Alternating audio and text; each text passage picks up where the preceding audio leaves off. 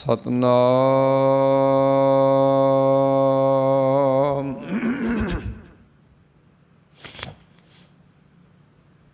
ਵਾਹਿਗੁਰੂ ਜੀ।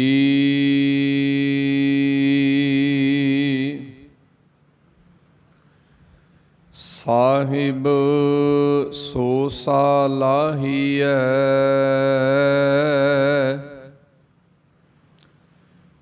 ਜਿਨ ਕਾਰਨ ਕੀਆ। ਮੈਲ ਲਾਗੀ ਮਨ ਮੈਲਿਐ,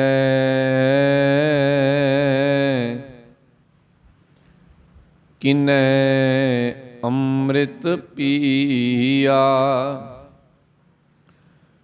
ਮਥ ਅੰਮ੍ਰਿਤ ਪੀਆ, ਏ ਮਨ ਦੀਆ। ਗੁਰ ਪਹਿ ਮੋਲ ਕਰਾਇਆ, ਆਪਨੜਾ ਪ੍ਰਭ ਸਹਿਜ ਪਛਾਤਾ। ਜਾ ਮਨ ਸਾਚੈ ਲਾਇਆ, ਤਿਸ ਨਾਲ ਗੁਣ ਗਾਵਾਂ। ਜੇ ਤਿਸ ਪਾਵਾਂ, ਕਿਉ ਮਿਲੈ ਹੋਏ ਪਰਾਇਆ। ਸਾਹਿਬ ਸੋ ਸਾਲਾਹੀਐ,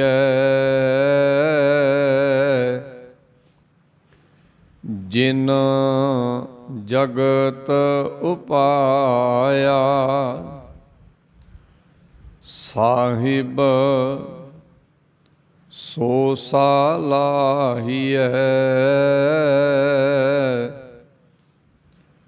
ਜਿਨ ਜਗਤ ਉਪਾਇਆ।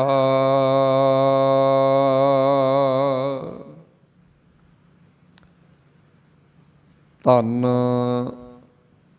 ਧੰਨ ਸੱਚੇ ਪਿਤਾ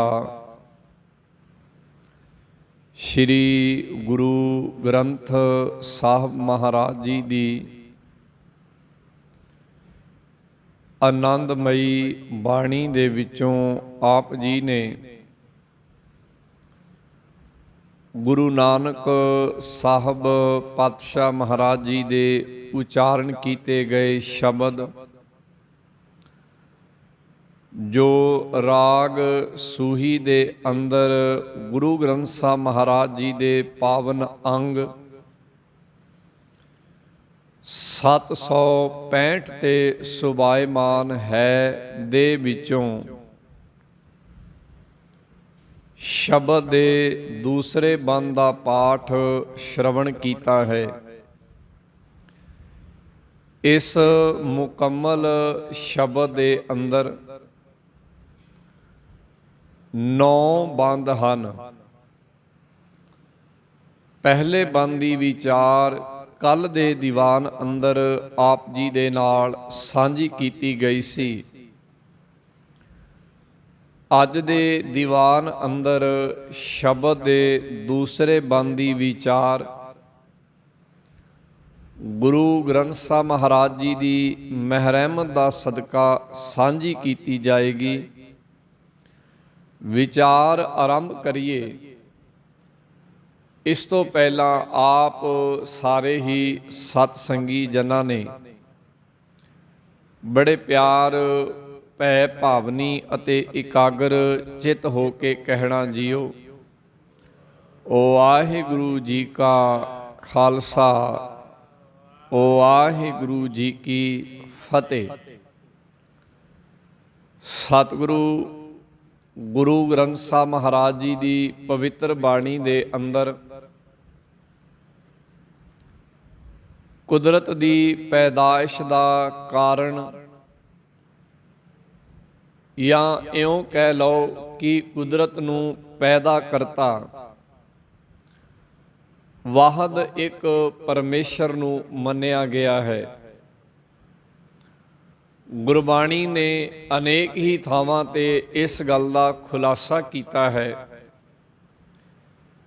ਕਿ ਇਸ ਕੁੱਲ ਜਹਾਨ ਨੂੰ ਰਚਣ ਵਾਲਾ ਵਾਹਿਦ ਇੱਕ ਪਰਮੇਸ਼ਰ ਹੈ। ਬਾਣੀ ਦੇ ਬੋਲ ਹਨ, ਕਰਨ ਕਾਰਨ ਪ੍ਰਭ ਏਕ ਹੈ, ਦੂਸਰ ਨਾਹੀ ਕੋਇ। ਕਰਨ ਕਾਰਨ ਪ੍ਰਭ ਏਕ ਹੈ, ਦੂਸਰ ਨਾਹੀ ਕੋਇ। ਨਾਨਕ ਤਿਸ ਬਲਿਹਾਰਣੈ, ਜਲ ਥਲ ਮਹੀਅਲ ਸੋਏ। ਗੁਰੂ ਅਰਜਨ ਸਾਹਿਬ ਪਾਤਸ਼ਾਹ ਮਹਾਰਾਜ ਜ਼ਿਕਰ ਕਰਦੇ ਹਨ, ਹੇ ਨਾਨਕ, ਮੈਂ ਉਸ ਪਰਮੇਸ਼ਰ ਤੋਂ ਬਲਿਹਾਰ ਜਾਂਦਾ ਹਾਂ ਜੋ ਜਲ ਵਿੱਚ ਵੀ ਹੈ, ਥਲ ਵਿੱਚ ਵੀ ਹੈ ਅਤੇ ਮਹੀਅਲ ਭਾਵ ਧਰਤੀ ਤੇ ਆਕਾਸ਼ ਦੇ ਵਿੱਚ ਵੀ ਹੈ, ਜੋ ਇਸ ਕੁਦਰਤ ਦਾ ਕਰਨ ਕਾਰਨ ਹੈ, ਜਿਸ ਤੋਂ ਬਿਨਾਂ ਹੋਰ ਕੋਈ ਦੂਜਾ ਨਹੀਂ। ਮੈਂ ਐਸੇ ਵਾਹਿਦ ਪਰਮੇਸ਼ਰ ਤੋਂ ਬਲਿਹਾਰ ਜਾਣਾ ਹਾਂ। ਸੋ ਸਤਿਗੁਰੂ ਗੁਰੂ ਗ੍ਰੰਥ ਸਾਹਿਬ ਮਹਾਰਾਜ ਜੀ ਦੀ ਪਵਿੱਤਰ ਬਾਣੀ ਨੇ ਇਹ ਖਿਆਲ ਸਾਡੇ ਸਾਹਮਣੇ ਰੱਖਿਆ ਹੈ ਕਿ ਇਸ ਕੁਦਰਤ ਦਾ ਰਚਨਹਾਰ ਵਾਹਿਦ ਇੱਕ ਹੀ ਪਰਮੇਸ਼ਰ ਹੈ। ਉਸ ਨੇ ਹੀ ਆਪਣੀ ਸੱਤਾ ਦੇ ਵਿੱਚੋਂ ਇਸ ਕੁਦਰਤ ਨੂੰ ਪੈਦਾ ਕੀਤਾ ਹੈ। ਬਾਬਾ ਕਬੀਰ ਸਾਹਿਬ ਨੇ ਇਸ ਨੂੰ ਇਉਂ ਬਿਆਨਿਆ ਹੈ, ਅਵਲ ਅੱਲਾ। ਅਵਲ ਕਹਿੰਦੇ ਨੇ ਸਭ ਤੋਂ ਪਹਿਲਾ। ਜੋ ਉਰਦੂ ਫਾਰਸੀ ਦੀ ਸੀਹਰਫੀ ਹੈ, ਉਸ ਦੇ ਪਹਿਲੇ ਅੱਖਰ ਨੂੰ ਅਵਲ ਆਖਦੇ ਹਨ। ਅਵਲ ਦਾ ਭਾਵ ਹੈ ਸਭ ਤੋਂ ਪਹਿਲਾਂ। ਅਵਲ ਅੱਲਾ, ਅੱਲਾ ਨੇ ਸਭ ਤੋਂ ਪਹਿਲਾਂ ਕੀ ਕੀਤਾ ਹੈ? ਨੂਰ ਉਪਾਇਆ। ਨੂਰ, ਨੂਰ ਜਿਸ ਨੂੰ ਅਸੀਂ ਜੋਤ ਆਖਦੇ ਹਾਂ, ਜਿਸ ਨੂੰ ਬਾਣੀ ਨੇ ਪਰਮੇਸ਼ਰ ਦੀ ਸੱਤਾ, ਤਾਕਤ ਤੇ ਸ਼ਕਤੀ ਬਿਆਨਿਆ ਹੈ। ਪਰਮੇਸ਼ਰ ਨੇ ਸਭ ਤੋਂ ਪਹਿਲਾਂ ਇਸ ਕੁਦਰਤ ਵਿੱਚ ਨੂਰ ਪੈਦਾ ਕੀਤਾ ਹੈ, ਸੱਤਾ ਪੈਦਾ ਕੀਤੀ ਹੈ ਪੈਦਾਇਸ਼ ਕਰਨ ਦੀ। ਅਵਲ ਅੱਲਾ ਨੂਰ ਉਪਾਇਆ, ਕੁਦਰਤ ਕੇ ਸਭ ਬੰਦੇ। ਤੇ ਉਸ ਨੂਰ ਦਾ ਸਦਕਾ ਇਸ ਕੁਦਰਤ ਦੇ ਵਿੱਚ ਜੀ ਜੰਤ, ਪੇੜ ਪੌਦੇ, ਪਹਾੜ, ਨਦੀਆਂ ਅਤੇ ਹੋਰ ਅਨੇਕਾਂ ਤਰ੍ਹਾਂ ਦੀਆਂ ਚੀਜ਼ਾਂ ਨੂੰ ਪੈਦਾ ਕਰਕੇ ਮਨੁੱਖ ਪੈਦਾ ਕੀਤਾ ਹੈ। ਅਵਲ ਅੱਲਾ ਨੂਰ ਉਪਾਇਆ, ਕੁਦਰਤ ਕੇ ਸਭ ਬੰਦੇ, ਏਕ ਨੂਰ ਤੇ ਸਭ ਜਗ ਉਪਜਿਆ। ਇੱਕ ਹੀ ਨੂਰ ਤੋਂ, ਇੱਕ ਹੀ ਸੱਤਾ ਤੋਂ, ਇੱਕ ਹੀ ਜੋਤ ਤੋਂ, ਇੱਕ ਹੀ ਤਾਕਤ ਤੋਂ ਇਹ ਸਾਰਾ ਸੰਸਾਰ ਪੈਦਾ ਹੋਇਆ। ਏਕ ਨੂਰ ਤੇ ਸਭ ਜਗ ਉਪਜਿਆ, ਕੌਣ ਭਲੇ ਕੋ ਮੰਦੇ। ਕਿਹਨੂੰ ਚੰਗਾ ਆਖੀਏ ਤੇ ਕਿਸ ਨੂੰ ਮੰਦਾ ਮਾੜਾ ਆਖੀਏ, ਸਭ ਇੱਕ ਹੀ ਸੱਤਾ ਤੋਂ ਪੈਦਾ ਹੋਏ ਹਨ। ਸੋ ਪਵਿੱਤਰ ਬਾਣੀ ਨੇ ਇਹ ਖਿਆਲ ਜਗ੍ਹਾ ਜਗ੍ਹਾ ਤੇ ਦਿੱਤਾ ਹੈ ਕਿ ਇਸ ਸਮੁੱਚੀ ਕਾਇਨਾਤ ਦਾ ਕਰਤਾ ਵਾਹਿਦ ਇੱਕ ਪਰਮੇਸ਼ਰ ਹੈ। ਐਸਾ ਹੀ ਵਿਚਾਰ ਅੱਜ ਦੇ ਬਚਨ ਅੰਦਰ ਗੁਰੂ ਨਾਨਕ ਸਾਹਿਬ ਸਾਡੇ ਸਾਹਮਣੇ ਰੱਖ ਰਹੇ ਨੇ। ਉਹ ਆਖਦੇ ਹਨ, ਉਹਨਾਂ ਦਾ ਬਚਨ ਹੈ, ਸਾਹਿਬ ਸੋ ਸਾਲਾਹੀਐ, ਜਿਨ ਕਾਰਨ ਕੀਆ। ਜਿਸ ਮਾਲਕ ਨੇ ਇਸ ਕੁਦਰਤ ਦੇ ਪੈਦਾ ਕਰਨ ਦਾ ਜਰੀਆ ਪੈਦਾ ਕੀਤਾ ਹੈ, ਕਾਰਨ ਪੈਦਾ ਕੀਤਾ ਹੈ, ਭਾਵ ਜਿਸ ਨੇ ਇਸ ਕੁਦਰਤ ਨੂੰ ਬਣਾਉਣ ਦਾ ਕਾਰਨ ਪੈਦਾ ਕਰਕੇ ਇਸ ਕੁਦਰਤ ਨੂੰ ਰਚਿਆ, ਬਣਾਇਆ, ਸਾਜਿਆ, ਸਾਹਿਬ ਸੋ ਸਾਲਾਹੀਐ ਜਿਨ ਕਾਰਨ ਕੀਆ। ਗੁਰਦੇਵ ਆਖਦੇ ਉਸ ਸਾਹਿਬ ਦੀ ਸਲਾਹਤਾ ਕਰਨੀ ਚਾਹੀਦੀ, ਉਸ ਨੂੰ ਚੇਤੇ ਕਰਨਾ ਚਾਹੀਦਾ, ਉਸ ਨੂੰ ਯਾਦ ਕਰਨਾ ਚਾਹੀਦਾ, ਉਸ ਦਾ ਸਿਮਰਨ ਕਰਨਾ ਚਾਹੀਦਾ। ਭਾਵ ਗੁਰੂ ਨਾਨਕ ਸਾਹਿਬ ਇਹ ਖਿਆਲ ਸਾਡੇ ਸਾਹਮਣੇ ਰੱਖ ਰਹੇ ਹਨ ਕਿ ਜਿਸ ਪਰਮੇਸ਼ਰ ਨੇ ਇਹ ਕੁਦਰਤ ਕੁੱਲ ਜਹਾਨ ਨੂੰ ਸਿਰਜਿਆ ਹੈ, ਉਸ ਸਿਰਜਕ ਦਾ ਧਿਆਨ ਅਸਾਂ ਸਾਰਿਆਂ ਨੂੰ ਧਰਨਾ ਚਾਹੀਦਾ ਹੈ। ਬਾਣੀ ਦੇ ਅੰਦਰ ਇਸ ਪ੍ਰਥਾਏ ਦੋ ਵਿਚਾਰ ਸਾਡੇ ਸਾਹਮਣੇ ਆਉਂਦੀਆਂ ਹਨ। ਇੱਕ ਇਹ ਵਿਚਾਰ ਆਉਂਦੀ ਹੈ ਕਿ ਜੋ ਉਸ ਨੇ ਪੈਦਾ ਕੀਤਾ ਉਹਦਾ ਧਿਆਨ ਨਹੀਂ ਧਰਨਾ, ਜਿਸ ਨੇ ਪੈਦਾ ਕੀਤਾ ਉਸ ਦਾ ਧਿਆਨ ਧਰਨਾ ਹੈ। ਭਾਵ ਜੋ ਕੁੱਲ ਕਾਇਨਾਤ ਹੈ, ਕਾਇਨਾਤ ਦਾ ਧਿਆਨ, ਕੁਦਰਤ ਦਾ ਧਿਆਨ ਨਹੀਂ ਧਰਨਾ, ਕੁਦਰਤ ਦੇ ਵਿੱਚ ਮੌਜੂਦ ਕਾਦਰ ਦਾ ਧਿਆਨ ਧਰਨਾ ਹੈ। ਬਾਣੀ ਇਹ ਕਹਿੰਦੀ ਹੈ। ਗੁਰਦੇਵ ਇਹ ਆਖਦੇ ਹਨ ਕਿ ਜੇ ਪੈਦਾ ਕੀਤੀ ਹੋਈ ਚੀਜ਼ ਨਾਲ ਤੂੰ ਜੁੜੇਗਾ, ਜਿਸ ਪੈਦਾ ਹੋਈ ਚੀਜ਼ ਨਾਲ ਤੂੰ ਲੱਗੇਗਾ, ਉਹਦਾ ਧਿਆਨ ਧਰੇਗਾ, ਤਾਂ ਗੁਰਦੇਵ ਦਾ ਬਚਨ ਹੈ, ਦਾਤ ਪਿਆਰੀ ਵਿਸਰਿਆ ਦਾਤਾਰਾ, ਕਿ ਤੈਨੂੰ ਉਸ ਦੀ ਪੈਦਾ ਕੀਤੀ ਹੋਈ ਚੀਜ਼ ਤੇ ਚੰਗੀ ਲੱਗ ਰਹੀ ਹੈ, ਪਰ ਜਿਸ ਨੇ ਪੈਦਾ ਕੀਤਾ ਉਹ ਚੰਗਾ ਨਹੀਂ ਲੱਗ ਰਿਹਾ, ਉਹ ਤੈਨੂੰ ਖੂਬਸੂਰਤ ਨਹੀਂ ਲੱਗ ਰਿਹਾ। ਗੁਰਦੇਵ ਕਹਿੰਦੇ ਇਹ ਕੈਸੀ ਵਿਡੰਬਣਾ ਹੈ, ਇਹ ਕੈਸੀ ਅਨਹੋਣੀ ਜਿਹੜੀ ਹੈ ਤੂੰ ਆਪਣੇ ਅੰਦਰ ਪੈਦਾ ਕਰ ਬੈਠਾ ਹੈ। ਸੋ ਬਾਣੀ ਦਾ ਬਚਨ ਹੈ, ਗੁਰਦੇਵ ਆਖਦੇ ਹਨ, ਸਾਹਿਬ ਸੋ ਸਾਲਾਹੀਐ ਜਿਨ ਕਾਰਨ ਕੀਆ। ਜਿਸ ਪਰਮੇਸ਼ਰ ਵਾਹਿਗੁਰੂ ਨੇ ਇਸ ਕੁਦਰਤ ਨੂੰ ਪੈਦਾ ਕਰਨ ਦਾ ਕਾਰਨ ਪੈਦਾ ਕੀਤਾ, ਉਸ ਵਾਹਿਗੁਰੂ ਦੀ ਬੰਦਗੀ ਕਰਨੀ ਚਾਹੀਦੀ ਹੈ, ਉਸ ਦੇ ਗੁਣਾਂ ਦਾ ਧਿਆਨ ਕਰਨਾ ਚਾਹੀਦਾ ਹੈ, ਉਸ ਦੇ ਨਾਮ ਨੂੰ ਚਿਤਵਨਾ ਚਾਹੀਦਾ ਹੈ। ਇਹ ਖਿਆਲ ਬਾਣੀ 'ਚ ਵਾਰ-ਵਾਰ ਤੁਹਾਨੂੰ ਗੁਰੂ ਪਾਤਸ਼ਾਹ ਜੀ ਦ੍ਰਿੜ ਕਰਵਾਉਂਦੇ ਹਨ।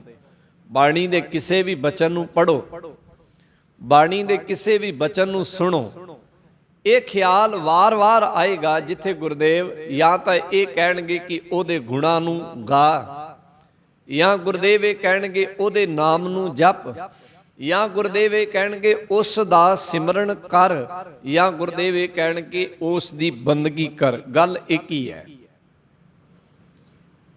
ਜੋ ਇਸ ਪਾਸੇ ਨਹੀਂ ਤੁਰਿਆ, ਜੋ ਇਸ ਮਕਸਦ ਲਈ ਇਸ ਰਸਤੇ ਤੇ ਨਹੀਂ ਤੁਰਿਆ, ਗੁਰਦੇਵ ਨੇ ਉਹਦੇ ਬਾਰੇ ਕੁਝ ਖਿਆਲ ਆਪਣੀ ਬਾਣੀ 'ਚ ਦਿੱਤੇ ਨੇ।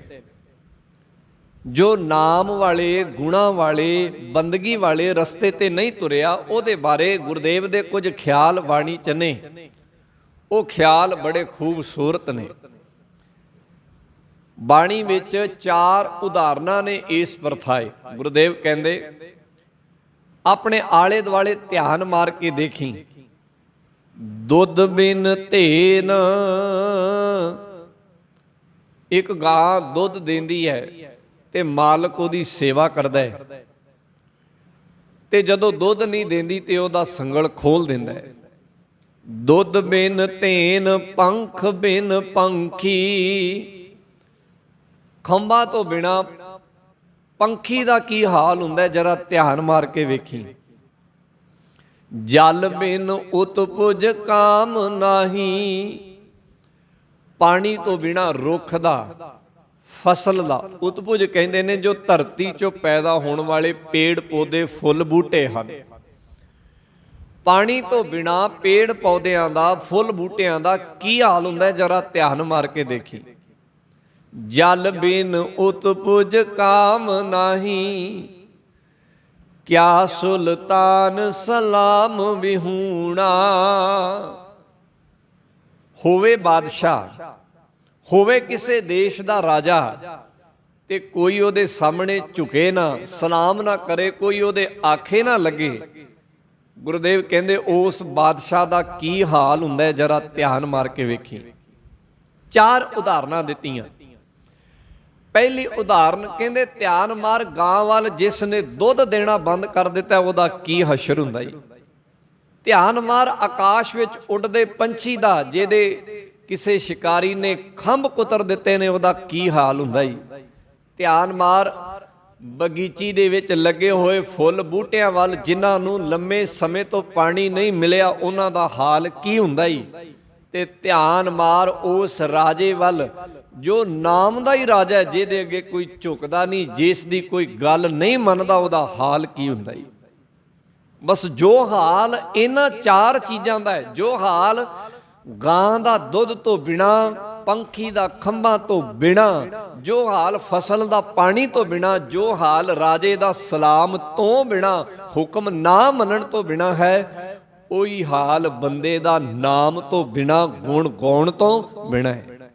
ਗੁਰਦੇਵ ਦਾ ਬਚਨ ਹੈ, ਦੁੱਧ ਬਿਨ ਤੇਨ, ਪੰਖ ਬਿਨ ਪੰਖੀ, ਜਲ ਬਿਨ ਉਤਪੁਜ ਕਾਮ ਨਾਹੀ, ਕਿਆ ਸੁਲਤਾਨ ਸਲਾਮ ਵਿਹੂਣਾ, ਅੰਧੀ ਕੋਠੀ ਤੇਰਾ ਨਾਮ ਨਹੀਂ। ਜਿੱਥੇ ਤੇਰਾ ਨਾਮ ਨਹੀਂ, ਜਿੱਥੇ ਤੇਰਾ ਗੁਣ ਗਾਣ ਨਹੀਂ, ਜਿੱਥੇ ਤੇਰੇ ਗੁਣਾਂ ਦਾ ਚਿਤਵਨ ਨਹੀਂ, ਗੁਰਦੇਵ ਕਹਿੰਦੇ ਉਹਦਾ ਹਾਲ ਵੀ ਉਸ ਗਾਂ ਵਰਗਾ ਹੈ ਜਿਹਨੇ ਦੁੱਧ ਦੇਣਾ ਬੰਦ ਕਰ ਦਿੱਤਾ ਹੈ।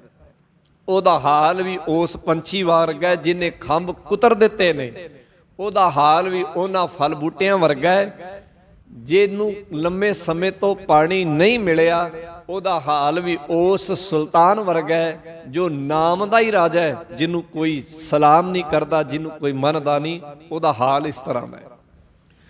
ਸੋ ਬਾਣੀ ਦੇ ਵਿੱਚ ਜਦੋਂ ਅਸੀਂ ਪਵਿੱਤਰ ਬਾਣੀ ਪੜ੍ਹਦੇ ਹਾਂ ਤੇ ਇਹ ਖਿਆਲ ਵਾਰ-ਵਾਰ ਆਉਂਦਾ ਹੈ। ਗੁਰਦੇਵ ਕਹਿੰਦੇ ਨੇ ਜੋ ਪਰਮੇਸ਼ਰ ਦੇ ਗੁਣਾਂ ਨਾਲੋਂ ਟੁੱਟੇ ਹਨ, ਨਾਮ ਤੋਂ ਵਾਂਝੇ ਹਨ, ਸਿਮਰਨ ਤੋਂ ਵਿਹੂਣੇ ਹਨ, ਉਹਨਾਂ ਦਾ ਹਾਲ ਕੋਈ ਚੰਗਾ ਨਹੀਂ। ਮੈਂ ਬਾਣੀ ਦਾ ਇੱਕ ਵਚਨ ਹੋਰ ਤੁਹਾਡੇ ਨਾਲ ਸਾਂਝਾ ਕਰ ਦਵਾਂ। ਬਾਣੀ ਦਾ ਇੱਕ ਵਚਨ ਆਉਂਦਾ ਹੈ, ਕਹਿੰਦੇ ਬਿਨ ਸਿਮਰਨ ਜਿਉ ਜੀਵਨ ਬਲਨਾ, ਸਰਪ ਜੈਸੇ ਅਰ ਜਾਰੀ, ਨਵ ਖੰਡਨ ਕੋ ਰਾਜ ਕਮਾਵੈ, ਅੰਤ ਚਲੇ ਗੋਹਾਰੀ। ਗੁਰੂ ਅਰਜਨ ਸਾਹਿਬ ਦਾ ਇਹ ਬਚਨ ਹੈ। ਉਹ ਕਹਿੰਦੇ ਹਨ ਬਿਨ ਸਿਮਰਨ ਜਿਉ ਜੀਵਨ ਬਲਨਾ, ਸਿਮਰਨ ਤੋਂ ਬਿਨਾ ਜੀਵਨ। ਬਲਣਾ, ਬਲਣਾ ਕਿਹਨੂੰ ਕਹਿੰਦੇ ਨੇ? ਬਲਣਾ ਭਾਵ ਸੜਨਾ। ਅੱਗ ਕਈ ਤਰ੍ਹਾਂ ਦੀ ਹੈ, ਕਈ ਤਰ੍ਹਾਂ ਦੀ ਅੱਗ ਦਾ ਜ਼ਿਕਰ ਗੁਰੂ ਗ੍ਰੰਥ ਸਾਹਿਬ ਦੀ ਬਾਣੀ 'ਚ ਹੈ। ਜਿਵੇਂ ਸਾਡੇ ਪੇਟ ਦੇ ਅੰਦਰ ਇੱਕ ਅੱਗ ਹੈ, ਜਿੱਥੇ ਭੋਜਨ ਖੁਰਾਕ ਤੱਤ ਦੇ ਵਿੱਚ ਬਦਲਦਾ ਹੈ। ਮਾਤਾ ਦੇ ਗਰਭ ਵਿੱਚ ਇੱਕ ਅੱਗ ਹੈ, ਜਿੱਥੇ ਬੱਚੇ ਦਾ ਪਾਲਨ ਪੋਸ਼ਣ ਹੁੰਦਾ ਹੈ। ਇੱਕ ਅੱਗ ਉਹ ਹੈ ਜੋ ਘਰ ਦੇ ਚੁੱਲ੍ਹੇ ਅੰਦਰ ਬਲਦੀ ਹੈ ਤੇ ਘਰ ਦੀ ਰੋਟੀ ਪੱਕਦੀ ਹੈ।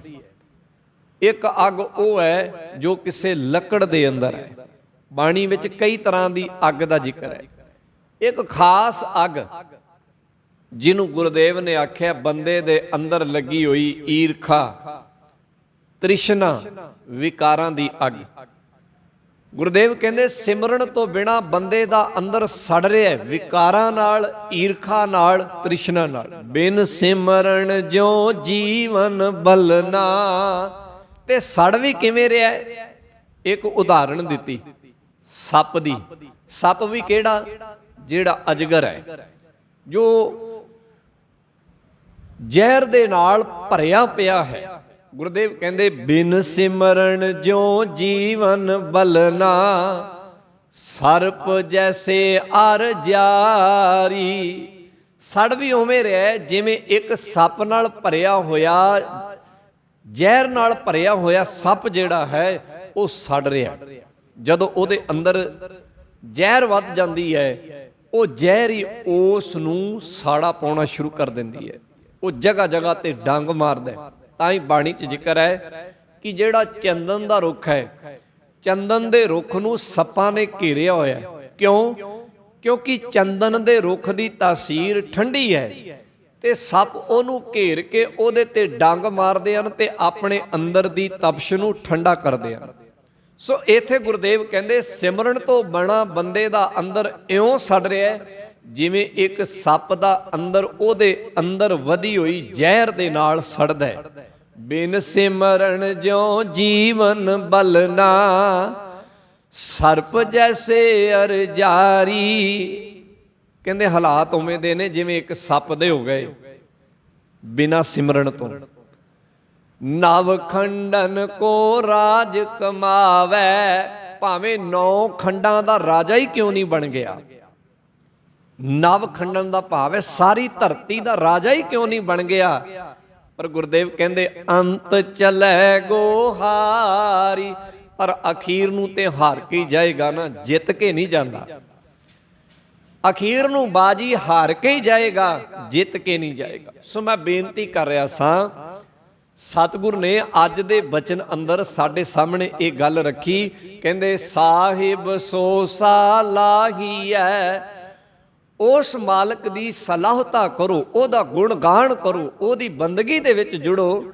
ਜਿਨ ਕਾਰਨ ਕੀਆ, ਜਿਸ ਨੇ ਇਸ ਪੂਰੀ ਕੁਦਰਤ ਨੂੰ ਸਾਜਣ ਦਾ ਜਰੀਆ ਰਚਿਆ, ਜੋ ਇਸ ਪੂਰੀ ਕੁਦਰਤ ਦਾ ਸਾਜਣ ਕਰਤਾ ਹੈ, ਉਹਦੀ ਬੰਦਗੀ ਉਹਦੇ ਗੁਣਾਂ ਦੇ ਨਾਲ ਜੁੜੋ। ਜੇ ਨਹੀਂ ਜੁੜੋਗੇ ਤੇ ਉਹਦਾ ਕੀ ਹਸ਼ਰ ਹੈ। 2 ਬਚਨ ਬਾਣੀ ਵਿੱਚੋਂ ਤੁਹਾਡੇ ਨਾਲ ਸਾਂਝੇ ਕਰ ਆਇਆ। ਸਤਿਗੁਰੂ ਜੀ ਅੱਗੇ ਜ਼ਿਕਰ ਕਰਦੇ, ਮੈਲ ਲਾਗੀ ਮਨ ਮੈਲੇ ਮਥ ਅੰਮ੍ਰਿਤ ਪੀਆ। ਮੈਲ ਲਾਗੀ ਮਨ ਮੈਲੇ, ਕਹਿੰਦੇ ਜਿਸ ਬੰਦੇ ਦਾ ਮਨ ਮੈਲਾ, ਇੱਥੇ ਮਨ ਮੈਲੇ ਤੋਂ ਭਾਵ ਸਮਝ ਲੈਣਾ। ਬਾਣੀ ਅੰਦਰ 2 ਤਰ੍ਹਾਂ ਦੀ ਮੈਲ ਦਾ ਜ਼ਿਕਰ ਹੈ। ਇੱਕ ਹੈ ਤਨ ਦੀ ਮੈਲ, ਜਿਹਦਾ ਜ਼ਿਕਰ ਗੁਰੂਦੇਵ ਨੇ ਜਪਜੀ ਸਾਹਿਬ ਦੀ ਬਾਣੀ ਅੰਦਰ ਕੀਤਾ ਹੈ। ਗੁਰੂਦੇਵ ਕਹਿੰਦੇ ਭਰੀਐ ਹੱਥ ਪੈਰ ਤਨ ਦੇ, ਪਾਣੀ ਧੋਤੈ ਉਤਰਸ ਖੇ। ਖੇ ਦਾ ਭਾਵ ਹੁੰਦਾ ਧੂੜ ਮਿੱਟੀ। ਇਸ ਤਨ ਨੂੰ ਧੂੜ ਮਿੱਟੀ ਦੀ ਮੈਲ ਲੱਗਦੀ ਹੈ ਤੇ ਉਹ ਪਾਣੀ ਨਾਲ ਸਾਫ਼ ਹੋ ਜਾਂਦੀ ਹੈ। ਭਰੀਐ ਹੱਥ ਪੈਰ ਤਨ ਦੇ, ਪਾਣੀ ਧੋਤੈ ਉਤਰਸ ਖੇ। ਮੂਤ ਪਲੀਤੀ ਕੱਪੜ ਹੋਏ, ਕੱਪੜਿਆਂ ਨੂੰ ਮਲ ਮੂਤਰ ਇਤਿਆਦਕ ਲੱਗ ਜਾਂਦਾ ਹੈ ਤੇ ਉਸ ਦੀ ਮੈਲ ਮਲ ਮੂਤਰ ਇਤਿਆਦਕ ਹੈ। ਇੱਕ ਤਰ੍ਹਾਂ ਦੀ ਮੈਲ ਇਹ ਹੈ। ਇੱਕ ਗੁਰਦੇਵ ਨੇ ਪਵਿੱਤਰ ਬਾਣੀ ਅੰਦਰ ਮਨ ਦੀ ਮੈਲ ਦਾ ਜ਼ਿਕਰ ਕੀਤਾ ਹੈ। ਮਨ ਦੀ ਮੈਲ ਦੇ ਪਰਥਾਏ ਇੱਕ ਬਚਨ ਆਉਂਦਾ ਹੈ। ਪਹਿਲਾਂ ਸਾਡੇ ਪਿੰਡਾਂ ਦੇ ਵਿੱਚ ਕੋਹਲੂ ਹੋਇਆ ਕਰਦੇ ਸਨ ਤੇ ਕੋਹਲੂ ਤੇਲ ਕੱਢਿਆ ਕਰਦੇ ਸਨ। ਤੇਲ ਕੱਢਦਿਆਂ ਜਿੱਥੋਂ ਕਿਤੇ ਤੇਲ ਥੋੜਾ ਬਹੁਤਾ ਰਿਸਦਾ ਸੀ, ਲੀਕ ਹੁੰਦਾ ਸੀ, ਉਸ ਤੇਲੀ ਦੇ ਕੋਲ ਇੱਕ ਕੱਪੜਾ ਹੁੰਦਾ ਸੀ।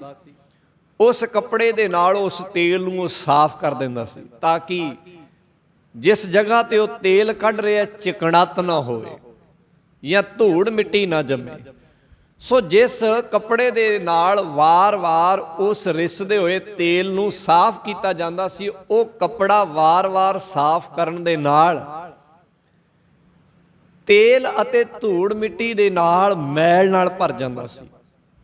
ਗੁਰਦੇਵ ਕਹਿੰਦੇ ਬੰਦੇ ਦੇ ਮਨ ਨੂੰ ਇਸ ਤਰ੍ਹਾਂ ਦੀ ਮੈਲ ਲੱਗੀ ਹੈ ਜਿਵੇਂ ਕੋਹਲੂ ਦੀ ਤੇਲੀ ਦੀ ਦੁਕਾਨ ਤੇ ਪਏ ਹੋਏ ਕੱਪੜੇ ਨੂੰ ਮੈਲ ਲੱਗੀ ਹੈ। ਗੁਰਦੇਵ ਦਾ ਬਚਨ ਹੈ, ਕਹਿਣ ਲੱਗੇ ਗੁਰਦੇਵ ਕਹਿੰਦੇ ਇਸ ਮਨ ਕੋ ਜਨਮ ਜਨਮ ਕੀ ਮਲ ਲਾਗੀ, ਕਿਆਲਾ ਹੋਆ ਸਿਆ ਖਲਨੀ ਧੋਤੀ ਉਜਲੀ ਨਾ ਹੋਵੇ। ਖਲਨੀ ਕਹਿੰਦੇ ਨੇ ਉਸ ਕੱਪੜੇ ਨੂੰ, ਉਸ ਟੱਲੀ ਨੂੰ ਜਿਹੜੀ ਤੇਲੀ ਦੀ ਦੁਕਾਨ ਤੇ ਤੇਲ ਨੂੰ ਸਾਫ਼ ਕਰਨ ਲਈ ਰੱਖੀ ਗਈ ਹੈ, ਜਿਸ ਨਾਲ ਉਹ ਰਿਸਦੇ ਹੋਏ ਤੇਲ ਨੂੰ ਸਾਫ਼ ਕਰਦਾ ਹੈ।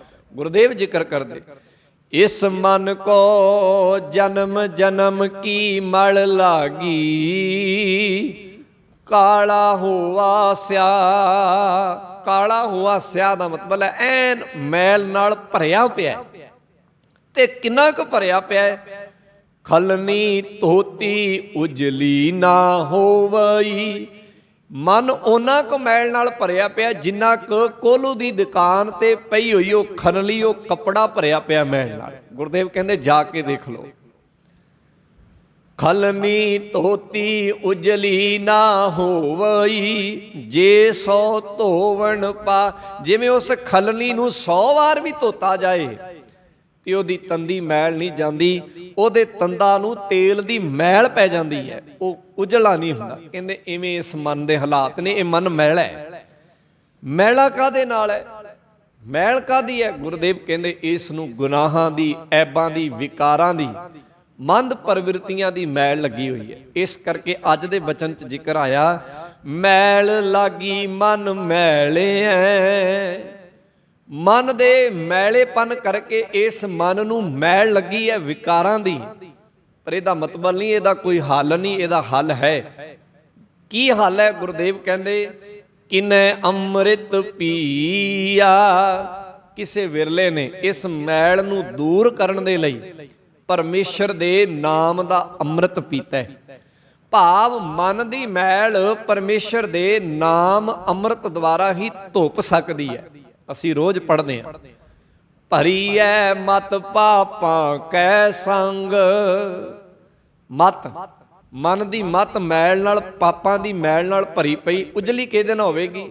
ਭਰੀ ਐ ਮਤ ਪਾਪਾਂ ਕੈ ਸੰਗ, ਉਹ ਤੋ ਪੈ ਨਾਵੇਂ ਕੈ ਰੰਗ। ਉਹ ਨਾਮ ਦੇ ਰੰਗ ਦੁਆਰਾ ਹੀ ਧੁੱਪਤੀ ਜਾ ਸਕਦੀ ਹੈ। ਸੋ ਬਾਣੀ 'ਚ ਇਹ ਖਿਆਲ ਵਾਰ-ਵਾਰ ਆਏਗਾ। ਗੁਰਦੇਵ ਆਖਣਗੇ ਭਾਈ ਤੇਰੇ ਮਨ ਨੂੰ ਲੱਗੀ ਹੋਈ ਮੈਲ ਨਾਮ ਹੀ ਸਾਫ਼ ਕਰ ਸਕਦਾ ਹੈ। ਜਾਂ ਗੁਰਦੇਵ ਇਹ ਕਹਿਣਗੇ ਕਿ ਗੁਰੂ ਦੀ ਮੱਤ, ਗੁਰੂ ਦੀ ਬਾਣੀ ਤੇਰੇ ਮਨ ਦੀ ਮੈਲ ਨੂੰ ਸਾਫ਼ ਕਰ ਦੇਗੀ। ਸੋ ਬਾਣੀ 'ਚ ਜ਼ਿਕਰ ਆਇਆ ਮਨ ਮੈਲੈ। ਗੁਰਦੇਵ ਆਖਦੇ ਨੇ ਮੈਲ ਲਾਗੀ ਮਨ ਮੈਲਿਐ, ਕਿਨੈ ਅੰਮ੍ਰਿਤ ਪੀਆ। ਕਿਸੇ ਵਿਰਲੇ ਨੇ ਹੀ ਇਸ ਮੈਲ ਨੂੰ ਦੂਰ ਕਰਨ ਲਈ ਇੱਕ ਪਰਮੇਸ਼ਰ ਦੇ ਨਾਮ ਦਾ ਅੰਮ੍ਰਿਤ ਰਸ ਪੀਤਾ। ਮਥ ਅੰਮ੍ਰਿਤ ਪੀਆ ਏ ਮਨ ਦੀਆ। ਮਥ, ਮਥ ਕਿਹਨੂੰ ਕਹਿੰਦੇ ਨੇ? ਪਹਿਲਾਂ ਸਾਡੇ ਘਰਾਂ 'ਚ ਮਧਾਣੀ ਹੁੰਦੀ ਸੀ। ਮਧਾਣੀ ਦੇ ਨਾਲ ਘਰ ਦੇ ਵਿੱਚ ਸਵਾਣੀ ਰੇੜਕਾ ਪਾਇਆ ਕਰਦੀ ਸੀ ਤੇ ਦੁੱਧ ਵਿੱਚੋਂ ਲੱਸੀ ਅੱਡ, ਉਹਦੇ ਚੋਂ ਦਹੀਂ ਅੱਡ, ਛਿੱਡੀ ਅੱਡ, ਘਿਓ ਮੱਖਣ ਅੱਡ ਕਰ ਲੈਂਦੀ ਸੀ। ਉਸ ਨੂੰ ਕਹਿੰਦੇ ਸਨ ਦੁੱਧ ਵਿੱਚੋਂ ਮੌਜੂਦ ਪਦਾਰਥਾਂ ਨੂੰ ਅਲੱਗ-ਅਲੱਗ ਕਰਨ ਦੀ ਪ੍ਰਕਿਰਿਆ, ਜਿਸ ਨੂੰ ਮਥਣਾ ਕਹਿੰਦੇ ਸਨ। ਅਸੀਂ ਪੰਜਾਬੀ 'ਚ ਉਹਨੂੰ ਰਿੜਕਣਾ ਕਹਿੰਦੇ ਹਾਂ। ਗੁਰਦੇਵ ਨੇ ਇੱਥੇ ਉਹਦਾ ਜ਼ਿਕਰ ਕਰਦਿਆਂ ਕਿਹਾ, ਕਹਿੰਦੇ ਮਥ ਅੰਮ੍ਰਿਤ ਪੀਆ। ਜਿਸ ਬੰਦੇ ਨੇ ਆਪਣੇ ਮਨ ਦਾ ਮੰਥਨ ਕਰਕੇ, ਮਨ ਦਾ ਮੰਥਨ ਕਰਕੇ, ਜਿਵੇਂ ਇੱਕ ਸਵਾਣੀ ਦੁੱਧ ਦਾ ਮੰਥਨ ਕਰਕੇ ਦੁੱਧ ਦੇ ਵਿੱਚੋਂ ਕੀ ਕੱਢ ਲੈਂਦੀ ਹੈ?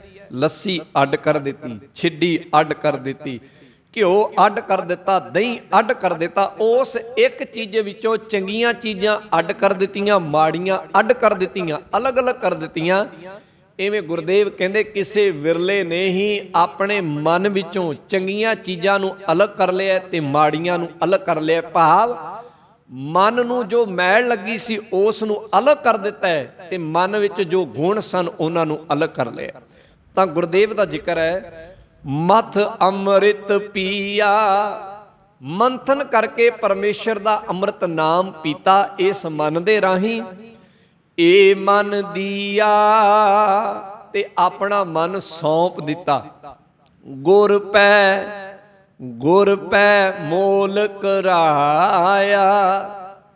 ਤੁਹਾਨੂੰ ਸਾਰਿਆਂ ਨੂੰ ਪਤਾ ਹੋਏਗਾ ਕਿ ਸਾਡੇ ਘਰ ਵਿੱਚ ਜਦੋਂ ਕੋਈ ਚੀਜ਼ ਅਸੀਂ ਤਿਆਰ ਕਰ ਲੈਂਦੇ ਹਾਂ ਤਾਂ ਜਦੋਂ ਅਸੀਂ ਬਾਜ਼ਾਰ ਵਿੱਚ ਲੈ ਕੇ ਜਾਂਦੇ ਹਾਂ ਤੇ ਉਹਦਾ ਫਿਰ ਮੁੱਲ ਪਾਇਆ ਜਾਂਦਾ ਹੈ। ਜਿਵੇਂ ਅੱਜ ਆਹ ਮੌਸਮ ਵਾਢੀ ਦਾ ਚੱਲ ਰਿਹਾ ਹੈ, ਕਿਸਾਨ ਨੇ ਕੀ ਕਰਨਾ ਹੈ? ਤੂੜੀ ਨੂੰ ਅਲੱਗ ਕਰ ਦੇਣਾ ਤੇ ਦਾਣਿਆਂ ਨੂੰ ਅਲੱਗ ਕਰ ਦੇਣਾ। ਦਾਣੇ ਜਦੋਂ ਮੰਡੀ 'ਚ ਲੈ ਕੇ ਜਾਏਗਾ ਤੇ ਉਹਦਾ ਮੁੱਲ ਪਏਗਾ, ਉਹਦੀ ਕੀਮਤ ਪਏਗੀ ਕਿ ਹਾਂ ਭਾਈ ਇਹਦੀ ਇੰਨੀ ਕੀਮਤ ਹੈ। ਭਾਵ ਜਦੋਂ ਫੋਕ ਨੂੰ ਅਲੱਗ ਤੇ ਤੱਤ ਨੂੰ ਅਲੱਗ ਕਰ ਦਿੱਤਾ ਜਾਂਦਾ ਹੈ, ਉਹਦੀ ਕੀਮਤ ਪੈਂਦੀ, ਉਹਦਾ ਮੁੱਲ ਪੈਂਦਾ। ਕਹਿੰਦੇ ਜਦੋਂ ਬੰਦੇ ਨੇ ਨਾਮ ਅੰਮ੍ਰਿਤ ਦੀ ਸਦਕਾ ਮੰਥਨ ਕਰਕੇ ਗੁਣਾਂ ਨੂੰ ਅਲੱਗ ਕਰ ਲਿਆ, ਅਵਗੁਣਾਂ ਨੂੰ ਅਲੱਗ ਕਰ ਦਿੱਤਾ, ਤਾਂ ਇਸ ਬੰਦੇ ਦੇ ਜੀਵਨ ਦਾ ਮੁੱਲ ਪਿਆ, ਇਹਦੀ ਕਦਰ ਪਈ। ਤਾਂ ਗੁਰਦੇਵ ਕਹਿੰਦੇ ਗੁਰ ਪੈ ਮੋਲ ਕਰਾਇਆ, ਗੁਰੂ ਨੇ ਇਹਦਾ ਮੁੱਲ ਪਾਇਆ, ਇਹਦੀ ਕਦਰ ਕੀਤੀ, ਇਹਦੀ ਕੀਮਤ ਪਾਈ ਕਿ ਹਾਂ ਵਾਕਿਆ ਹੀ ਇਹ ਬੰਦਾ ਹੁਣ ਮੁੱਲਵਾਨ ਹੋ ਗਿਆ, ਕੀਮਤੀ ਹੋ ਗਿਆ, ਕਿਉਂਕਿ ਇਸ ਨੇ ਆਪਣੇ ਅੰਦਰੋਂ ਗੁਣਾਂ ਨੂੰ ਅਲੱਗ ਕਰ ਲਿਆ, ਅਵਗੁਣਾਂ ਨੂੰ ਅਲੱਗ ਕਰ ਲਿਆ, ਇਹਨੂੰ ਪਹਿਚਾਣ ਆ ਗਈ। ਇੱਥੇ ਇੱਕ ਬੜੀ ਮੁੱਲਵਾਨ ਸਾਡੇ ਇਤਿਹਾਸ ਦੀ ਇੱਕ ਸਾਖੀ ਆਉਂਦੀ ਹੈ, ਮੈਂ ਤੁਹਾਡੇ ਨਾਲ ਇਸ ਪ੍ਰਥਾ ਸਾਂਝੀ ਕਰਨ ਲੱਗਾ। ਗੁਰੂ ਨਾਨਕ ਸਾਹਿਬ ਮਹਾਰਾਜ ਕਰਤਾਰਪੁਰ ਰਹਿੰਦਿਆਂ ਖੇਤੀਬਾੜੀ ਕਰਦੇ ਰਹੇ। ਉਹਨਾਂ ਨੇ ਜ਼ਿੰਦਗੀ ਦੇ ਆਰੰਭਲੇ ਪੜਾਅ ਵਿੱਚ ਵੀ ਖੇਤੀਬਾੜੀ ਕੀਤੀ ਤੇ ਜ਼ਿੰਦਗੀ ਦੇ ਅੰਤਲੇ ਪੜਾਅ ਵਿੱਚ ਵੀ ਖੇਤੀਬਾੜੀ ਕੀਤੀ। ਉਹਨਾਂ ਹੀ ਦਿਨਾਂ ਵਿੱਚ ਭਾਈ ਲਹਿਣਾ ਜੀ ਉਹਨਾਂ ਨੂੰ ਮਿਲੇ। ਉਹਨਾਂ ਦਿਨਾਂ ਦੇ ਵਿੱਚ ਝੋਨੇ ਦੀ ਖੇਤੀ ਬੀਜੀ ਹੋਈ ਸੀ, ਭਾਵ ਜੀਰੀ ਦੀ ਬਿਜਾਈ ਕੀਤੀ ਹੋਈ ਸੀ, ਤੇ ਉਹਦੇ ਵਿੱਚੋਂ ਘਾਸ ਫੂਸ ਦੀ ਛਟਾਈ ਚੱਲ ਰਹੀ ਸੀ। ਭਾਈ ਲਹਿਣਾ ਜੀ ਆਏ, ਗੁਰੂ ਨਾਨਕ ਸਾਹਿਬ ਮਹਾਰਾਜ ਦੇ ਨਾਲ ਖੇਤਾਂ ਵਿੱਚ ਉਹ ਵੀ ਕੰਮ ਕਰਨ ਲੱਗੇ। ਪਰ ਭਾਈ ਲਹਿਣਾ ਜੀ ਦਾ ਪਿਛੋਕੜ ਖੇਤੀਬਾੜੀ ਵਾਲਾ ਨਹੀਂ ਸੀ। ਉਹ ਖੱਤਰੀਆਂ ਦੇ ਪੁੱਤਰ ਸਨ। ਉਹਨਾਂ ਨੂੰ ਦੁਕਾਨਦਾਰੀ ਬਾਰੇ ਤੇ ਬਹੁਤ ਗਹਿਰੀ ਜਾਣਕਾਰੀ ਸੀ, ਖੇਤੀ ਬਾਰੇ ਪਤਾ ਨਹੀਂ ਸੀਗਾ। ਪਰ ਉਹ ਗੁਰੂ ਨਾਨਕ ਸਾਹਿਬ ਨਾਲ ਪਿਆਰ ਕਰਦੇ ਸਨ। ਗੁਰੂ ਨਾਨਕ ਸਾਹਿਬ ਨੂੰ ਕੰਮਕਾਰ ਕਰਦਿਆਂ ਵੇਖ ਉਹ ਵੀ ਖੇਤ ਵਿੱਚ ਨਾਲ ਹੋ ਤੁਰੇ, ਤੇ ਗੁਰੂ ਨਾਨਕ ਸਾਹਿਬ ਮਹਾਰਾਜ ਜੀਰੀ ਦੇ ਖੇਤ ਵਿੱਚੋਂ ਘਾਹ ਨੂੰ ਅਲੱਗ ਕਰ ਰਹੇ ਸਨ, ਤੇ ਜੀਰੀ ਦੀ ਫਸਲ ਜਿਹੜੀ ਹੈ, ਝੋਨੇ ਦੀ ਫਸਲ ਜਿਹੜੀ ਹੈ, ਉਹਨੂੰ ਸੁਰੱਖਿਅਤ ਕਰ ਰਹੇ ਸਨ। ਪਰ ਭਾਈ ਲਹਿਣਾ ਜੀ ਨੂੰ ਇਸ ਗੱਲ ਦਾ ਪਤਾ ਨਹੀਂ ਸੀ। ਉਹ ਜਿਹੜਾ ਬੂਟਾ ਹੱਥ ਆਉਂਦਾ ਉਹਨੂੰ ਹੀ ਪੁੱਟੀ ਜਾਂਦੇ ਨੇ। ਜੀਰੀ ਵਾਲਾ ਆ ਗਿਆ ਉਹਨੂੰ ਵੀ ਪੁੱਟ ਦਿੱਤਾ, ਘਾਹ ਵਾਲਾ ਆ ਗਿਆ ਉਹਨੂੰ ਵੀ ਪੁੱਟ ਦਿੱਤਾ। ਗੁਰੂ ਨਾਨਕ ਸਾਹਿਬ ਬੜੀ ਸਹਿਜਤਾ ਦੇ ਨਾਲ ਦੇਖਦੇ ਰਹੇ। ਥੋੜੀ ਦੇਰ ਦੇਖਿਆ, ਫਿਰ ਆਖਿਆ ਭਾਈ ਲਹਿਣਾ ਜੀ ਕੀ ਕਰ ਰਹੇ ਹੋ? ਭਾਈ ਲਹਿਣਾ ਜੀ ਕਹਿਣ ਲੱਗੇ ਮਹਾਰਾਜ ਉਹੀ ਕਰ ਰਹੇ ਆ ਜੋ ਤੁਸੀਂ ਕਰ ਰਹੇ ਹੋ। ਕਹਿੰਦੇ ਨਹੀਂ, ਜੋ ਅਸੀਂ ਕਰ ਰਹੇ ਹਾਂ ਉਹ ਤੁਸੀਂ ਨਹੀਂ ਕਰ ਰਹੇ। ਕਹਿੰਦੇ ਨਹੀਂ ਮਹਾਰਾਜ, ਤੁਸੀਂ ਵੀ ਬੂਟੇ ਪੁੱਟ ਰਹੇ ਹੋ ਤੇ ਅਸੀਂ ਵੀ ਬੂਟੇ ਪੁੱਟ ਰਹੇ ਹਾਂ। ਹਾਂ ਭਾਈ ਲਹਿਣਾ ਜੀ, ਬੂਟੇ ਅਸੀਂ ਵੀ ਪੁੱਟ ਰਹੇ ਹਾਂ ਤੇ ਬੂਟੇ ਤੁਸੀਂ ਵੀ ਪੁੱਟ ਰਹੇ ਹੋ। ਤੁਹਾਡੇ ਪੁੱਟਣ 'ਚ ਤੇ ਸਾਡੇ ਪੁੱਟਣ 'ਚ ਬੜਾ ਫਰਕ ਹੈ। ਕਹਿੰਦੇ ਜੀ ਕੀ? ਕਹਿੰਦੇ ਜੀ ਅਸੀਂ ਕੇਵਲ ਤੇ ਕੇਵਲ ਘਾਹ ਦੇ ਬੂਟੇ ਹੀ ਪੁੱਟ ਰਹੇ ਹਾਂ, ਜੋ ਇਸ ਜੀਰੀ ਲਈ ਨੁਕਸਾਨਦਾਇਕ ਹੈ। ਪਰ ਮੈਂ ਤੁਹਾਡੇ ਵੱਲ ਧਿਆਨ ਮਾਰ ਕੇ ਵੇਖਿਆ, ਤੁਹਾਨੂੰ ਘਾਹ ਤੇ ਜੀਰੀ ਦੇ ਬੂਟਿਆਂ ਵਿੱਚ ਕੋਈ ਫਰਕ ਨਜ਼ਰ ਨਹੀਂ ਆਉਂਦਾ। ਜੇ ਤੁਹਾਡੇ ਹੱਥ 'ਚ ਘਾਹ ਦਾ ਬੂਟਾ ਆ ਜਾਂਦਾ ਤੁਸੀਂ ਉਹਨੂੰ ਵੀ ਪੁੱਟ ਦਿੰਦੇ ਹੋ, ਜੇ ਜੀਰੀ ਦਾ ਆ ਜਾਂਦਾ ਉਹਨੂੰ ਵੀ ਪੁੱਟ ਦਿੰਦੇ ਹੋ। ਤਾਂ ਗੁਰਦੇਵ ਨੇ ਉੱਥੇ ਉਹਨਾਂ ਨੂੰ ਮੰਥਨ ਕਰਨਾ ਦੱਸਿਆ। ਮੰਥਨ ਦਾ ਭਾਵ ਹੈ ਫਰਕ ਕਰਨਾ ਦੱਸਿਆ ਕਿ ਇਹ ਫਰਕ ਕਰਨਾ ਹੈ। ਭਾਵ ਗੁਰੂ ਨਾਨਕ ਸਾਹਿਬ ਭਾਈ ਲਹਿਣਾ ਜੀ ਨੂੰ ਇੱਕ ਗੁੱਝੀ ਰਮਜ ਸਮਝਾ ਰਹੇ ਸਨ ਜ਼ਿੰਦਗੀ ਦੀ, ਕਿ ਜ਼ਿੰਦਗੀ ਵਿੱਚ ਗੁਣਾਂ ਨੂੰ ਸੰਭਾਲਣਾ। ਜਿਵੇਂ ਕਿਸਾਨ ਆਪਣੇ ਖੇਤ ਵਿੱਚ ਫਸਲ ਨੂੰ ਸੰਭਾਲਦਾ ਤੇ ਨਦੀਨ ਘਾਹ ਬੂਟਿਆਂ ਨੂੰ ਪੁੱਟ ਦਿੰਦਾ ਹੈ, ਇਵੇਂ ਜ਼ਿੰਦਗੀ 'ਚ ਗੁਣ ਸੰਭਾਲਣੇ ਨੇ ਤੇ ਅਵਗੁਣਾਂ ਨੂੰ ਪੁੱਟ ਦੇਣੇ। ਉਹੀ ਗੱਲ ਦਾ ਜ਼ਿਕਰ ਇੱਥੇ ਆਇਆ। ਸਤਿਗੁਰੂ ਜੀ ਕਹਿੰਦੇ ਜਿਨ ਬੰਦੇ ਨੇ ਮਥ ਅੰਮ੍ਰਿਤ ਪੀਆ, ਮਨ ਦੀਆ ਗੁਰ ਪੈ ਮੋਲ ਕਰਾਇਆ। ਕਹਿੰਦੇ ਜਿਸ ਨੇ ਮਥਣਾ ਸਿੱਖ ਲਿਆ, ਫਰਕ ਕਰਨਾ ਸਿੱਖ ਲਿਆ, ਉਹਦਾ ਮੁੱਲ ਪੈਂਦਾ, ਉਹਦੀ ਕੀਮਤ ਪੈਂਦੀ। ਭਾਵ ਜਿਸ ਨੇ ਗੁਣ ਅਲੱਗ ਤੇ ਅਵਗੁਣ ਅਲੱਗ ਕਰ ਲਏ ਉਹਦਾ ਮੁੱਲ ਪਿਆ ਹੈ। ਸੋ ਗੁਰਦੇਵ ਜ਼ਿਕਰ ਕਰਦੇ ਅੱਗੇ, ਆਪਨ ਮਥ ਅੰਮ੍ਰਿਤ ਪੀਆ ਏ ਮਨ ਦੀਆ, ਗੁਰ ਪੈ ਮੋਲ ਕਰਾਇਆ। ਗੁਰੂ ਨੇ ਉਹਦਾ ਮੁੱਲ ਪਾਇਆ, ਉਹਦੀ ਕੀਮਤ ਪਈ, ਗੁਰੂ ਨੇ ਉਸ ਨੂੰ ਕਦਰ ਦਿੱਤੀ, ਉਸ ਦੀ ਇੱਜ਼ਤ ਹੋਈ। ਗੁਰੂ ਦੇ ਦਰ ਉਹਨੂੰ ਸਿਰਪਾਓ ਦਿੱਤਾ ਗਿਆ ਜਿਸ ਨੇ ਮੰਥਨ ਕਰਨਾ ਸਿੱਖ ਲਿਆ। ਭਾਵ ਚੰਗੇ ਤੇ ਮਾੜੇ ਦਾ ਫਰਕ ਜਿਸ ਨੇ ਕਰਨਾ ਸਿੱਖ ਲਿਆ। ਗੁਰਦੇਵ ਕਹਿੰਦੇ ਆਪਨੜਾ ਪ੍ਰਭ ਸਹਿਜ ਪਛਾਤਾ। ਜਿਸ ਨੂੰ ਫਰਕ ਕਰਨਾ ਆ ਗਿਆ ਨਾ, ਮੰਥਨ ਕਰਨਾ ਆ ਗਿਆ ਕਿ ਗੁਣ ਕੀ ਨੇ ਤੇ ਅਵਗੁਣ ਕੀ ਨੇ, ਕਹਿੰਦੇ ਉਸ ਨੇ ਸਹਿਜੇ ਹੀ ਵਾਹਿਗੁਰੂ ਦੇ ਨਾਲ ਮਿਲਾਪ ਕਰ ਲਿਆ। ਉਹਨੂੰ ਉਚੇਚ ਕਰਨ ਦੀ ਲੋੜ ਨਹੀਂ। ਜਿਸ ਬੀਬੀ ਨੂੰ, ਜਿਸ ਸੁਆਣੀ ਨੂੰ ਦੁੱਧ ਰਿੜਕਣਾ ਆ ਜਾਏ, ਉਹ ਆਪਣੇ ਆਪ ਹੀ ਸਹਿਜੇ ਘਿਓ ਰੂਪੀ ਤੱਤ ਤੱਕ ਪਹੁੰਚ ਜਾਂਦੀ ਹੈ। ਜਿਸ ਕਿਸਾਨ ਨੂੰ ਫਸਲ ਵਿੱਚੋਂ ਘਾਹ ਬੂਟਿਆਂ ਨੂੰ ਅਲੱਗ ਕਰਨਾ ਆ ਜਾਏ, ਪਹਿਚਾਣ ਆ ਜਾਏ, ਉਹ ਸਹਿਜੇ ਹੀ ਫਸਲ ਦੇ ਦਾਣਿਆਂ ਤੱਕ ਪਹੁੰਚ ਜਾਂਦਾ ਹੈ। ਇਵੇਂ ਗੁਰਦੇਵ ਕਹਿੰਦੇ ਜਿਸ ਬੰਦੇ ਨੂੰ ਗੁਣ ਤੇ ਅਵਗੁਣਾਂ ਦੀ ਪਹਿਚਾਣ ਕਰਨੀ ਆ ਗਈ, ਉਹ ਸਹਿਜੇ ਹੀ ਵਾਹਿਗੁਰੂ ਤੱਕ ਪਹੁੰਚ ਗਿਆ, ਉਹਦੇ ਤੱਕ ਉਹਦੀ ਪਹੁੰਚ ਹੋ ਗਈ। ਤਾਂ ਗੁਰਦੇਵ ਨੇ ਜ਼ਿਕਰ ਕੀਤਾ, ਆਪਨੜਾ ਪ੍ਰਭ ਸਹਿਜ ਪਛਾਤਾ, ਜਾਮਨ ਸਾਚ ਜਾਮਨ ਸਾਚੈ ਲਾਇਆ, ਤਿਸ ਨਾਲ ਗੁਣ ਗਾਵਾਂ ਜੇ ਤਿਸ ਪਾਵਾਂ। ਫਿਰ ਬੰਦਾ ਇਹ ਕਹਿੰਦਾ ਐਸੇ ਵਾਹਿਗੁਰੂ ਦੇ ਗੁਣਾਂ ਨਾਲ ਮੈਂ ਜੁੜਿਆ ਰਵਾਂ ਤੇ ਉਹਦੇ ਗੁਣਾਂ ਨੂੰ ਹੀ ਗਾਵਾਂ, ਭਾਵ ਅਵਗੁਣਾਂ ਦੀ ਸਲੋਤਾ ਨਹੀਂ ਕਰਦਾ, ਕਿਉਂਕਿ ਉਹਨੂੰ ਪਹਿਚਾਣ ਆ ਗਈ ਹੈ ਗੁਣ ਕੀ ਹੈ, ਅਵਗੁਣ ਕੀ ਹੈ, ਨਾਮ ਕੀ ਹੈ, ਨਾਮ ਕੀ ਨਹੀਂ, ਅੰਮ੍ਰਿਤ ਕੀ ਹੈ, ਅੰਮ੍ਰਿਤ ਕੀ ਨਹੀਂ, ਉਸ ਨੂੰ ਇਹਦੀ ਪਹਿਚਾਣ ਆ ਗਈ। ਤਿਸ ਨਾਲ ਗੁਣ ਗਾਵਾਂ ਜੇ ਤਿਸ ਪਾਵਾਂ, ਕਿਉਂ ਮਿਲੈ ਹੋਏ ਪਰਾਇਆ, ਸਾਹਿਬ ਸੋ ਸਾਲਾਹੀਐ। ਅਖੀਰ ਤੇ ਫਿਰ ਗੁਰੂ ਨਾਨਕ ਸਾਹਿਬ ਆਖਦੇ, ਉਸ ਸਾਹਿਬ ਦੀ ਸਲਾਹਤਾ ਕਰੋ, ਉਸ ਵਾਹਿਗੁਰੂ ਦੇ ਨਾਮ ਨੂੰ ਧਿਆਨ ਵਿੱਚ ਧਰੋ, ਉਸ ਵਾਹਿਗੁਰੂ ਦੇ ਗੁਣਾਂ ਦਾ ਚਿਤਵਨ ਕਰੋ। ਕਿਹੜੇ ਦਾ? ਸਾਹਿਬ ਸੋ ਸਾਲਾਹੀਐ, ਜਿਨ ਜਗਤ ਉਪਾਇਆ, ਜਿਸ ਨੇ ਸਾਰੇ ਜਗਤ ਨੂੰ ਪੈਦਾ ਕੀਤਾ ਤੇ ਪੈਦਾ ਕਰਕੇ ਇਸ ਜਗਤ ਨੂੰ ਫਲੀਭੂਤ ਕੀਤਾ। ਐਸੇ ਵਾਹਿਗੁਰੂ ਦੇ ਗੁਣਾਂ ਨਾਲ ਜੁੜਨ ਦੀ ਤਾਕੀਦ, ਪ੍ਰੇਰਨਾ ਅੱਜ ਦੇ ਸ਼ਬਦ ਅੰਦਰ ਗੁਰੂ ਨਾਨਕ ਸਾਹਿਬ ਸੱਚੇ ਪਾਤਸ਼ਾਹ ਮਹਾਰਾਜ ਸਾਨੂੰ ਦੱਸ ਰਹੇ ਨੇ। ਸੋ ਅੱਜ ਦੇ ਸ਼ਬਦ ਦਾ ਨਿਚੋੜ ਇਹ ਹੈ, ਗੁਰਦੇਵ ਕਹਿੰਦੇ ਵਾਹਿਗੁਰੂ ਪਰਮੇਸ਼ਰ ਦੇ ਗੁਣਾਂ ਨਾਲ ਜੁੜ। ਗੁਣਾਂ ਨਾਲ ਜੁੜਨ ਦੇ ਲਈ ਤੈਨੂੰ ਮਨ ਦੇ ਅੰਦਰ ਦੀ ਮੈਲ ਸਾਫ਼ ਕਰਨੀ ਪਏਗੀ, ਮੰਥਨ ਕਰਨਾ ਪਏਗਾ, ਭਾਵ ਚੰਗੇ ਤੇ ਮਾੜੇ ਦੀ ਪਹਿਚਾਣ ਕਰਨੀ ਤੈਨੂੰ ਸਿੱਖਣੀ ਪਏਗੀ। ਜਦੋਂ ਇਹ ਵਿਵੇਕ ਬੁੱਧ ਤੇਰੇ ਅੰਦਰ ਆ ਗਈ, ਤੈਨੂੰ ਪਤਾ ਲੱਗ ਗਿਆ ਇਹ ਗੁਣ ਨੇ, ਇਹਨਾਂ ਦੀ ਸੰਭਾਲ ਕਰਨੀ ਹੈ, ਇਹ ਅਵਗੁਣ ਨੇ, ਇਹਨਾਂ ਨੂੰ ਤਿਆਗਣਾ ਹੈ, ਤੂੰ ਸਹਿਜੇ ਹੀ ਵਾਹਿਗੁਰੂ ਦੇ ਨਾਲ ਮਿਲ ਜਾਏਗਾ, ਕੋਈ ਉਚੇਚ ਕਰਨ ਦੀ ਲੋੜ ਨਹੀਂ। ਇਹ ਤੱਤ ਅੱਜ ਦੇ ਸ਼ਬਦ ਦਾ, ਇਹ ਨਿਚੋੜ ਅੱਜ ਦੇ ਸ਼ਬਦ ਦਾ ਹੈ। ਸੋ ਹੋਈਆਂ ਭੁੱਲਾਂ ਗਲਤੀਆਂ ਦੀ ਖਿਮਾ ਕਰਨੀ, ਸਤ ਸੰਗੀ ਜਨਾਂ ਨੇ ਪਿਆਰ ਸਹਿਤ ਕਹਿਣਾ। ਓ ਵਾਹਿਗੁਰੂ ਜੀ ਕਾ ਖਾਲਸਾ, ਓ ਵਾਹਿਗੁਰੂ ਜੀ ਕੀ ਫਤਿਹ। ਰਾਮ ਕਲੀ